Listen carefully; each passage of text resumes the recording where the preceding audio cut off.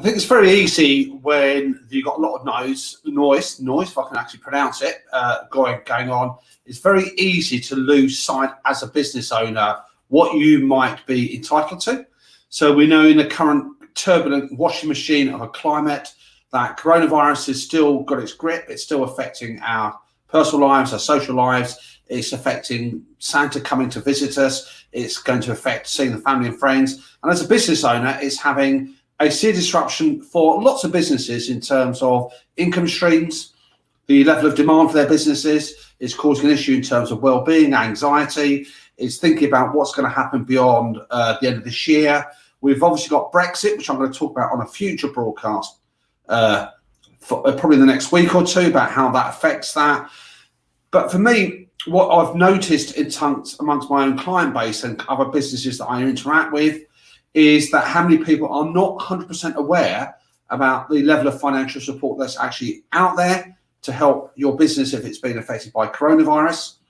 So that's the purpose of my put together broadcast today, is to look at the level of grants that you may be aware of, to look at the new grants that you may not be 100% fully aware of, to go through what I normally like to do is the conditions, eligibility, if you can get your hands on that money, to actually help plug the gaps in your cash flow.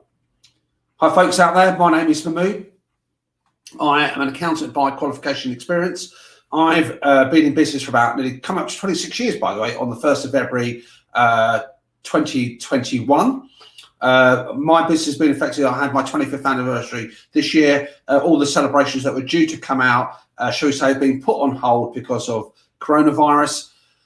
And for businesses that are out there, whatever shape your business is, whether it's a private business, whether it's a sole trader, whether it's a charity, whether it's a CIC, a not-for-profit, whatever shape it is there as well, you are likely to have been affected in some way by coronavirus. And for me, it's really important to try and cut through the noise, cut through all the Dave down the pub advice to say this is what you can and cannot get, and just to go through some of those main components of funding that is there to support businesses. I'm going to explain to you in this broadcast about what they are, how much they're worth, what the eligibility conditions are. I'm going to flag up a few things that I've already referred to in previous broadcasts here, because what I found is that amongst all the noise, amongst all the pandemonium that goes on, it's quite easy to let things slip. And as a simple messaging out there for anybody, if you are communicating information out to your clients, out to third parties, just remember what it's like to have all this thing going on, coping with changes, and you may have information that slips through the net. So again, don't assume if you send an email once out to somebody, they receive it straight away, they've absorbed it. There's lots of things that are going on in their lives. If you just come onto this on a replay, thank you very much for sharing your earbuds and your eyes to listen to this and watch this broadcast. If you want to add #replay, I believe the mnemonic is in the chat box, then I'll know you're out there. I can respond to any comments that get picked up. If there are any things that during the course of the broadcast that you want to ask questions on, I'm always happy to hear questions. I'll do my level best to address them and answer them. And I'll give you some links and references and points at the end of the broadcast, so what you need to do next. The first thing for me that you really should do as a business is making sure that your mindset is calibrated and set to the right dial frequency. I'm not sure if I'm mixing up my metaphors there. So because there's a lot going on in your business is, going through some changes. We know we've had coronavirus since pretty much mid-March in terms of how it's exploded onto the scene. So there's probably a lot that you've gone through that your mind is attuned to it, nevertheless. However, calmness and trying to minimize the anxiety, for me, is normally much more achievable if you've actually got some idea of a plan. You've got, as far as you can, a positive outlook, a sanguine outlook here. Try not to get too depressed, try not to get too over anxious about there. So having some form of calmness makes you have better decision-making prowess, makes you to make decisions you're not rushing into, making sure you don't do knee-jerk reactions. Underpinning all of this, I would still say, even though I'm going to be pointing out the practical stuff in terms of pockets of funding that may be there for you to tap into, Notice my deliberate use of the word may, by the way, because some of the grants I'm referring to are subject to conditions applying.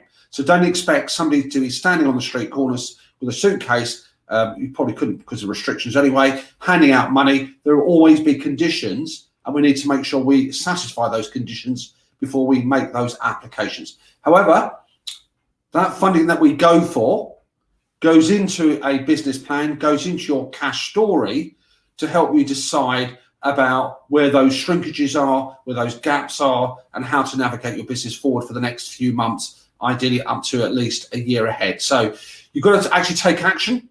So remember, some of these grants that we're going to refer to have time windows by which you can make the grant application. Some are open-ended until the money runs out in the budget pots they've got. Whatever you do, though, in your business, you've got to make sure you take decisive action. I can provide you with lots of useful information. You can get lots of useful information from your advisors. You can get lots of useful information from websites, government agencies and the like. But unless you step out of inertia and do something with those figures and that information, then it's largely a waste of time. So let's crack on with the broadcast. And we're going to be predominantly talking about grants. Again, some of them I've referred to in previous broadcasts. And if you've missed those previous broadcasts or you want to catch up on them thinking what nuggets of wonderful information is contained, then by all means check out my profile. I'll send some links at the end of this, probably just add them into the comments box. But there's quite a lot of blogs, broadcasts, resources out there that have been published, not just by myself, by the way. I'm not the only person in town doing this here, where you can actually tap into and see what's going on. And again, I will give you a link to government agency sites like .gov. There are some trackers that you can look at just to make sure nothing has slipped through the net. The main focus in the first part of this broadcast is going to be what I call local restriction support grants there. And these are for premise-based businesses, and the grants are available in 2 or 3 circumstances. Number one, if your business has had to close down because of national or local restrictions. There's also grants that are available that if your business has not necessarily been required to close down by local or national restrictions, but you've stayed open, but you're still feeling the pinch, you're still feeling the pain of coronavirus, there are grants that are available for you as well. We're going to be talking about grants that are available to your premise-based business in terms of improving the shop frontage. If you've had to make more facilities available to the outside eating area. I'm going to mention again the self-employed grant. I think it's important to be aware of the self-employed grant, the additional erroneous conditions you could argue that are placed on the eligibility for the self-employed grant. So by the power of this, now I'm just going to tuck myself into the corner of the screen, so hopefully the information that's available there is more legible and more easily digestible. So the first grant I'm referring to, the shorthand is LRSG, a bit too wordy to put on the slide, and that stands for the Local Restriction Support Grant. Now, when it says it's closed, it doesn't mean the grant is closed, but this is for businesses that have been required to close because of national restrictions. So from the 5th of November, the central government mandated a number of businesses to close. If your business is in one of these categories, if it's a premise or more specifically an in-person business, then you have a eligibility grant there. So these are for businesses that are largely premise-based, typically hospitality, leisure. There's a far wider category than this as well, but typically leisure, hospitality, that have been mandated. They may be what are called non-essential. It's always quite interesting to see what the government defines as non-essential, but effectively non-essential retail would come under this category. It's not for me to say whether I agree with the classification, but these have been mandated by statutory instrument. If you've changed your business model, by the way, so as a result of restrictions, you've decided to go from an in-person based business where people come to you, and you've diversified to make good, to do what a sensible business would do, unfortunately, you will not be eligible. The second thing to take into account is the grant value is based on what's called the rateable value of your business. And this is obviously information that's kept at local level, hence the grant is being distributed, the applications are being made to local authorities. So for the exact details, the exact protocols, I'll mention in a couple of minutes, but they're going to be administered by your own local authority. So this is not, even though it's mandated by central government, the actual distribution, the application process, all the details that you need to supply along with your grant if you're eligible will be administered by your own local authority. Now, typically the level of the grant is based on the rateable value of your business, and there are 3 tiers. Number 1, if the rateable value of your business is below 15k, then for that 28-day period of shutdown, then you will get a grant of £1,334. If your rateable value is between 15 and 51,000, then you will get £2,000 for that 28-day period of lockdown. And if it's over 51,000, so that's quite a large premise, a large pub, a large restaurant, then you will get £3,000 for that 28-day period. It says per 28 days, but remember on what's called national restrictions, that national restrictions effectively closed or finished around about the 2nd of December. Key things you need to do in the beginning. So if you suit the eligibility and if you go to your local authority website, so put in your postcode, put in local restriction support grant, and then it will direct you. If you know what rating authority you live in, which hopefully you should do, if you go onto their own website, typically most of the ones that I've looked at up and down the UK will have coronavirus. It will have coronavirus references to support for businesses. Go into there and then you'll find out, A, if you're eligible, B, what information you have to provide. Typically, if you're a limited company, you will need your company reference number. If you're VAT registered, you will need to know what your VAT registered number is. You will need also confirmation and proof that you are on the rates register, even though that might be obvious to the local authority. So a copy of your rates assessment. You will need your rating reference number. You will also need confirmation and proof of ID. So whoever's making the application for you, if you're the business owner and you're making the application yourself, you need confirmation typically by way of a driving license, so photo ID, proof of address. You need also a copy of the bank account on which the funds are going into. Make sure that it ties up with your business. So make sure that you have all that information to hand. Again, if you check out the local authority site where you reside, then it will tell you what information it will require.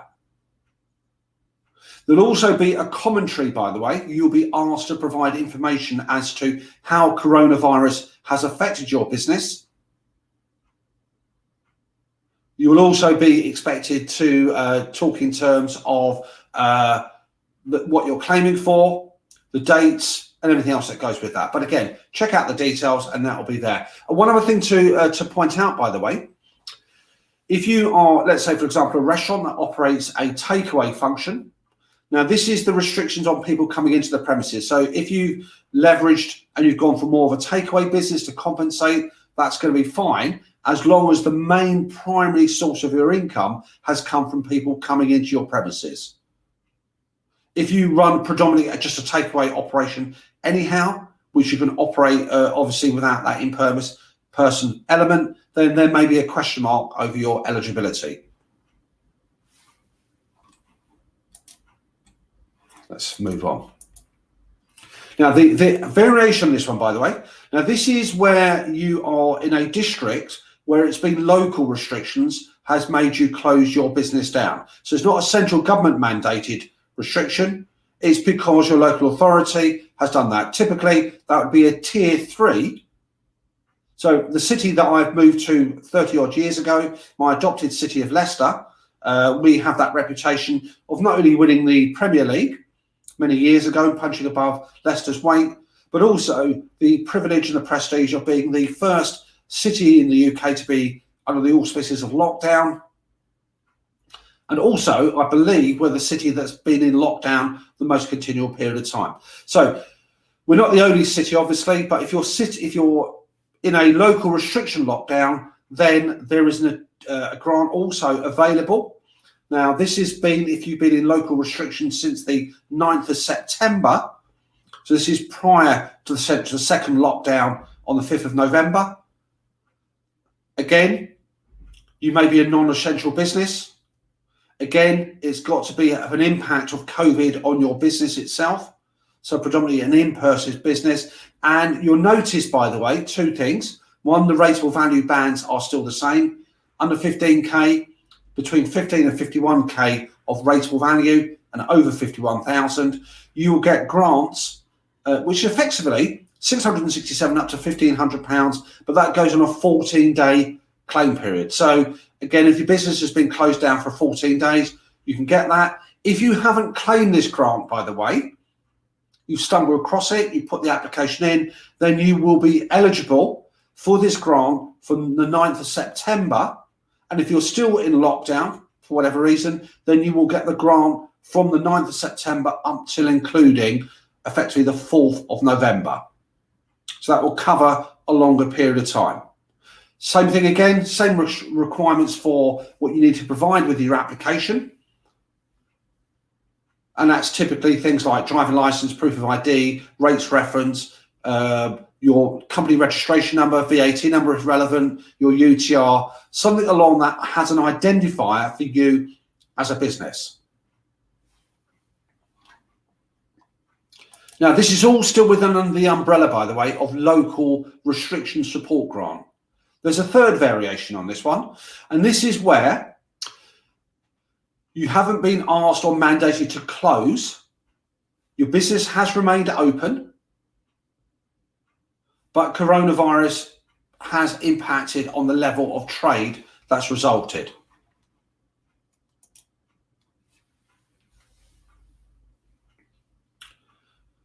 So Sarah, hello to you. I'm going to come across your question in a moment, so I'll flag that up in a second or two. So when we're talking about here, we're talking about in-person businesses. So you haven't actually closed, but you know coronavirus has affected your business. The dates between the 1st of August and the 4th of November.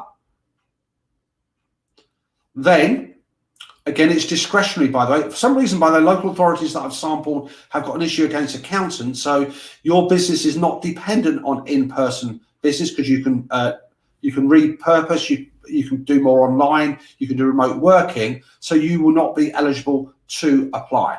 I've got a whole host of businesses, by the way, which I'm going to read through, covering from scout huts, believe it or not, that can be affected, cadet huts, conferences, exhibitions, wedding organisers, coach tour operators, gyms, sports grounds, sports facilities. I'm reading my screen here. There's about 25 plus snooker clubs.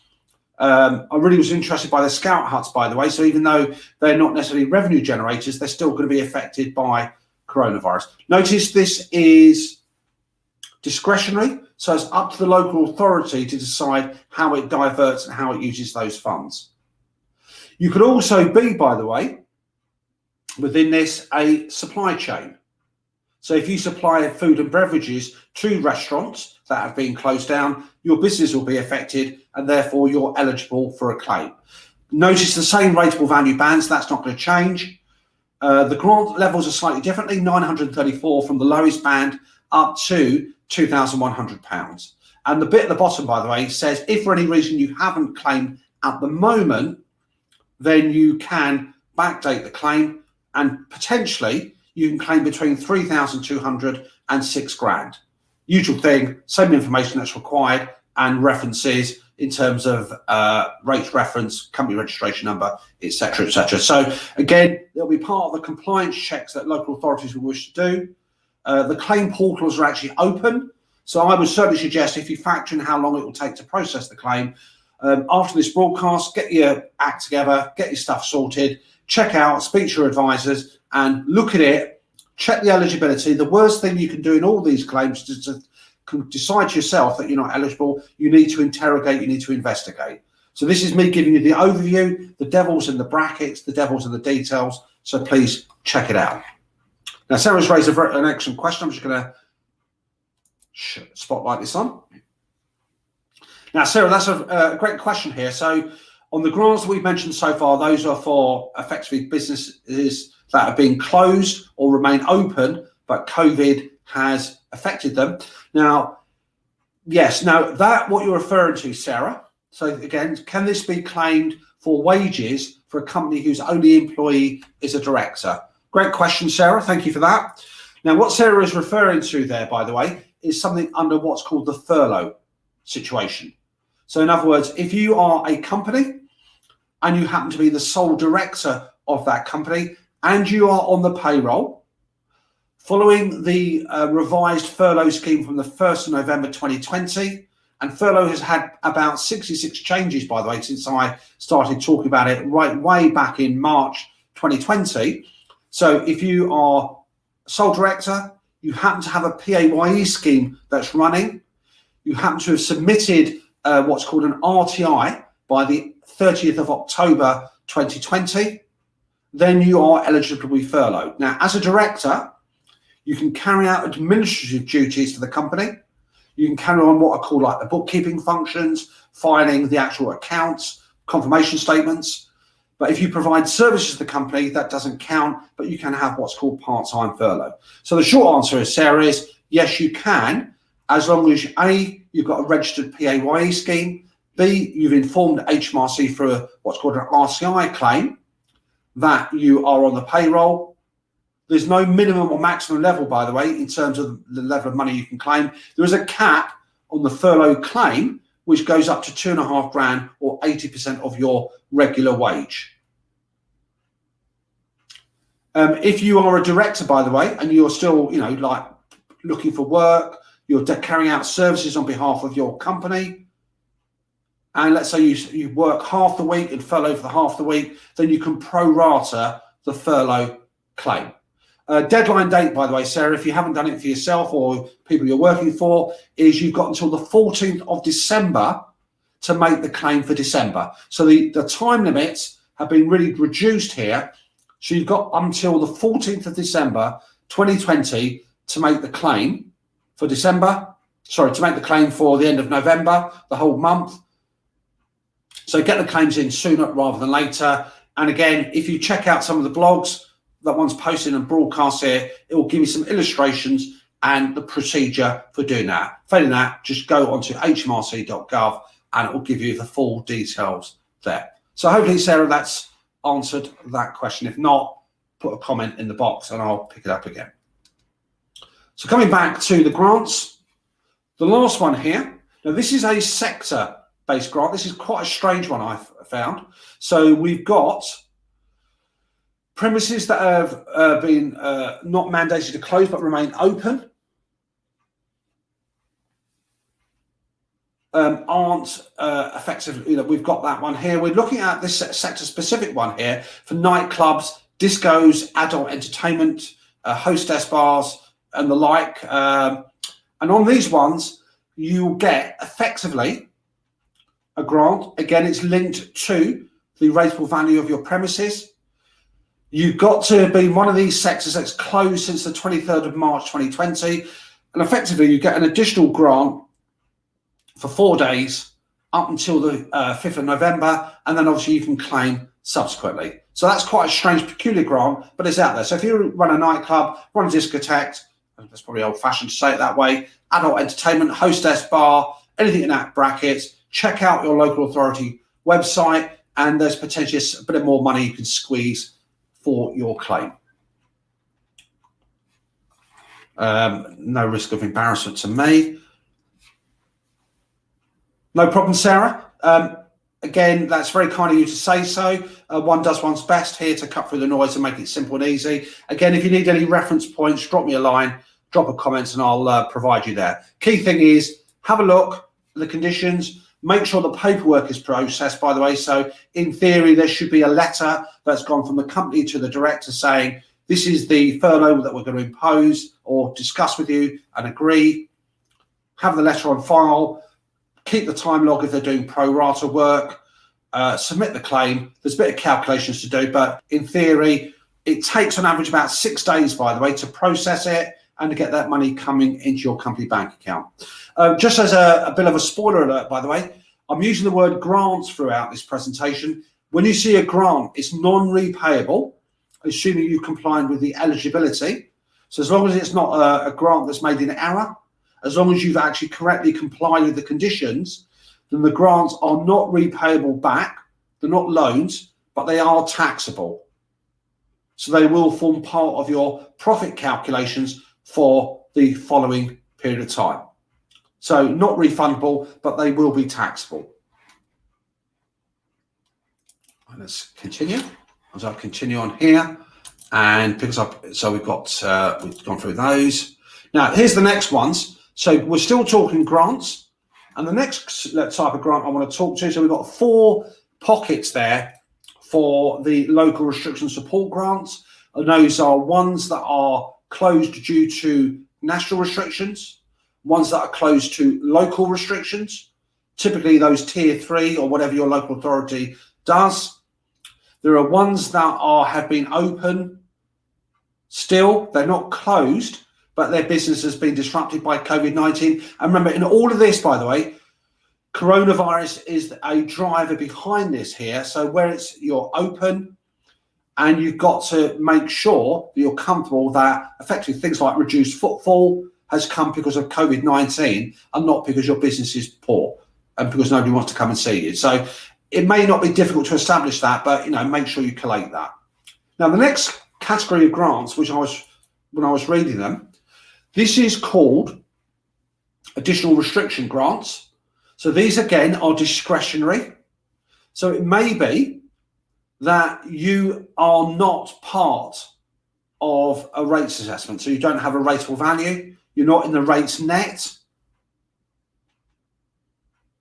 And effectively, if the local restriction support grant is not applicable for you, for whatever reason, then your local authority has a discretion to apply these. Now, it was quite interesting. I did it because I was bored and I thought, what am I going to do with my time? So I checked out a few sample local authorities up and down the UK. Some local authorities, I'm not going to mention names because that would be unfair, have actually published guidance notes already about what the conditions are for the grant. Some local authorities, again, I'm not going to mention names, haven't.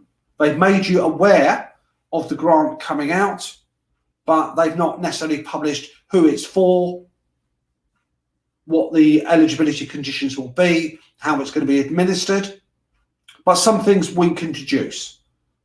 So if you are in what are called shared premises, so maybe the landlord pays the rent, the rate, sorry, on your business, looks like you'll be eligible. If you're part of a supply chain, and the way I've interpreted this, you could be a business that's based at home perhaps, that provides food, catering facilities, etc. to a restaurant that's been closed, then your supply chain, part of the supply chain, your business will be disrupted and it's suffered because of that shutdown.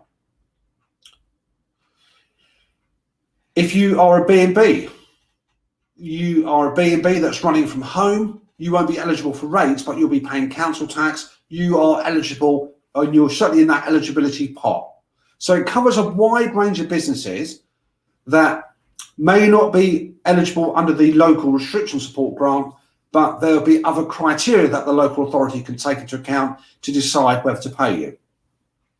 Effectively on this one, it's 28 days, you get £934. The amounts are odd, going up to £2,100 accordingly. Again, some local authorities have published conditions. Some local authorities are specifically saying you've got to be in these sectors like leisure, hospitality, restaurateurs, cafes to be eligible.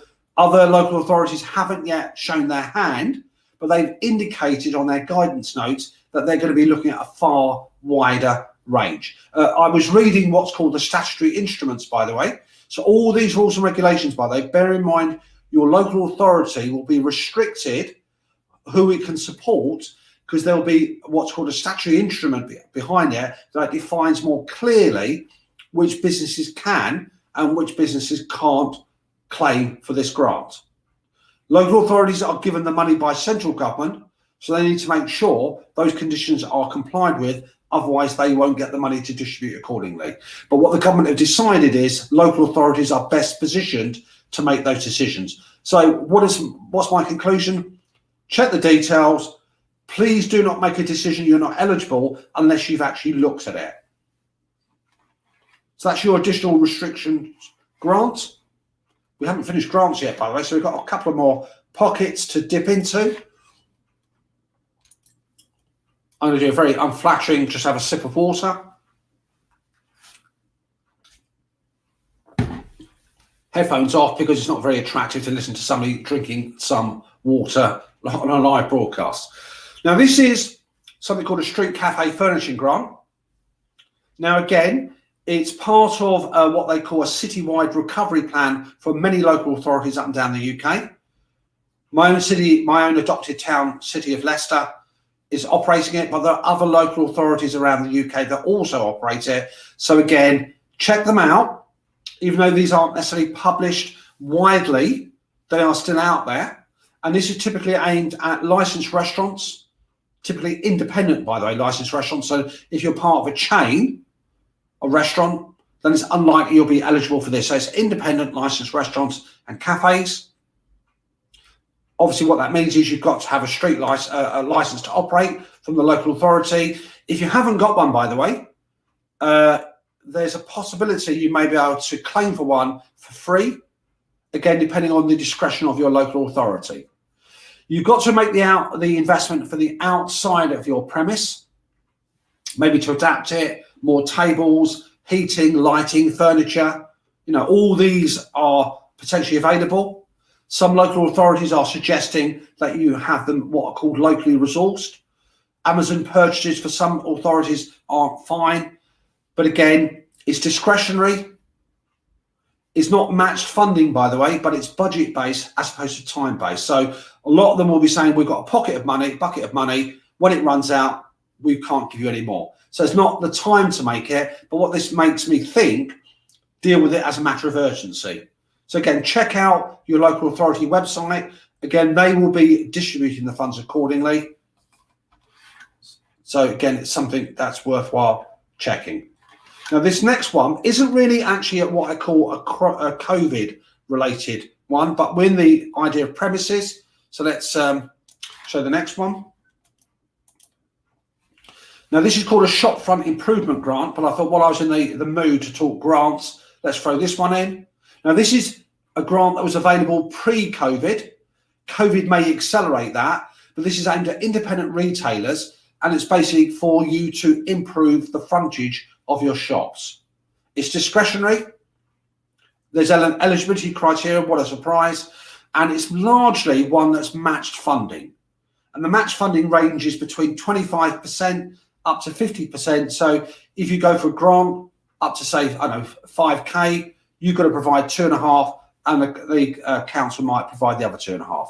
So it's match funding. You've got to put your hand in your pocket to fund some of this, but it's effectively is part of a citywide recovery plan to improve frontage.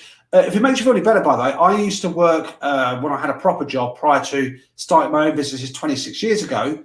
I used to work in the hospitality sector. I worked in a brewery company. It's a very famous brewery based in Leicester. I can't tell you what the name is, but begins with E, ends in S. And actually, it's those little things like frontage, signage, that actually has a massive impact on the attractiveness of your premise and your business to customers. So if your shop frontage looks a bit tired, if you fancy bringing it up to speed, which has got a good business ethos behind it, a good business reason, then check out to see if your local authority has this grant available and whether you are eligible and, you know, put in for it. Now, self-employed. On a broadcast, I think this about a couple of weeks ago, I did this in quite detail, but I think it's worthwhile to remind everybody. Some people are getting quite what I call scary stories, rushing into it to claim or not claiming. Key things. Now, this is for self-employed individuals. This is another grant. And this is saying, first of all, you've got to be self-employed. So that's the normal criteria that apply for the first two grants for self-employed. So you've got to have been self-employed 18, 19. If you've been employed for 2 years prior to that, that's great. That will just help you work out your eligible profits. You've got to have self-employed profits under 50k, and the total profits or income from self-employment can't be less than 50% of the total. So typically you can be self-employed, have maybe a part-time job, have some rental property. As long as the total income is such that self-employment is at least 50% of that total, then you will be eligible. You've got to have been trading in 1920, and you've got to intend to trade and continue to trade in 2021, i.e. the year that we're speaking in now. Having said that, the second self-employed grant was based on adverse consequences of COVID, i.e. you've invested more, childcare pressures as such, you've had to self-isolate. In the grant number 3 for self-employment, they've changed it to add on to the existing conditions. There has got to be an impact on your demand adversely, and there's been a significant drop in trading profits. So if your demand has gone down and you put your prices up to compensate, and therefore your trading profits has not been affected overall, then you won't be eligible. You're looking at the impact of coronavirus on your demand of your business between the 1st of November 20 and where it's going to take you. There's a bit of a typing mistake there. That should have said the 31st of January 21. My apologies for that. So 3 months, because it's been reviewed on the 29th of January 21. In my rush to get this slide done, there's a bit of a typo there. So it's the third lot, self-employed grant will be between the 1st of November 20 and the end of January 21. The fourth, I keep meaning to say lockdown, but it's not really, it's self-employed. The fourth self-employed grant will be reviewed around about January 21, around about the 29th, for looking for the next 3 months. But this one is between the 1st of November 20 and the end of January 21. Has there been an adverse effect on your demand due to coronavirus? And this is the real thing that's going to cash a lot of people out. Do you envisage a significant drop in trading profits?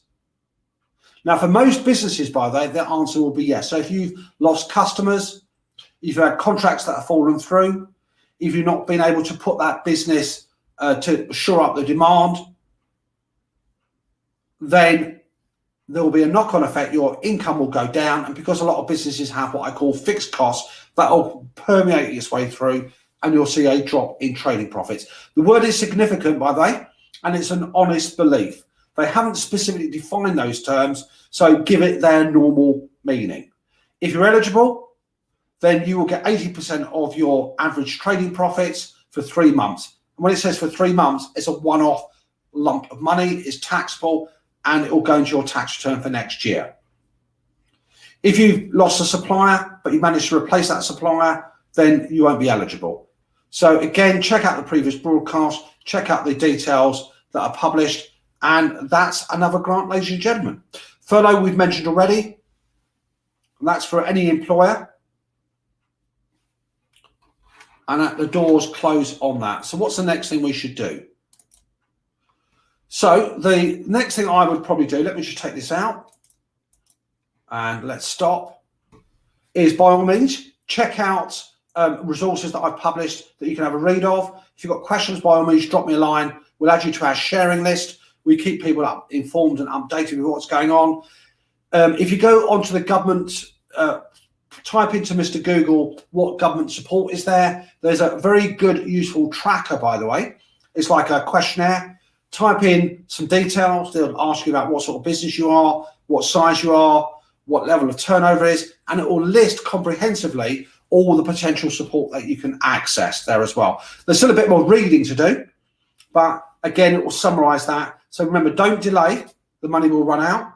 I will point out, by the way, that there are a number of people who have fallen through the cracks. We all know that. So effectively, directors are on a payroll scheme. In terms of grants, there's very little for you, if anything, for you out there, unless your premise has been affected. But for you personally, not a great deal, apart from universal credit. If you're self-employed, that you started after 1819, well, when the self-employed grant was first introduced, the government didn't include you because at that time, 1920 tax returns weren't submitted. Personal opinion, well, by the time we get to 31st of January 21, when all the tax returns should have been filed for the year 1920, the government will have all your information available. So as time goes on, there's less of an argument, I would suggest, for saying we can't give a grant to people registered in 1920 because the data's there.